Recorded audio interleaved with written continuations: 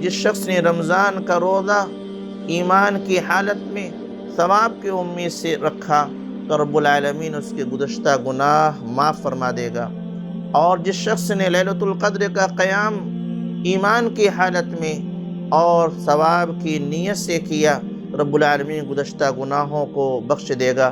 اس روایت کو امام بخاری، امام مسلم رحمہم اللہ نے اپنی اپنی صحیح میں ذکر فرمایا۔ روزے کے مقاصد میں سے ایک مقصد ہمارے سامنے نکل کر یہ آیا کہ گناہوں کی بخشش ہو جائے، گناہوں کی مغفرت ہو جائے۔ اس سے یہ پیغام ملتا ہے کہ ہمیں ہر وہ کام کرنے کی کوشش کرنا چاہیے کہ جس سے اللہ رب العالمین ہمارے گناہوں کو بخش دے۔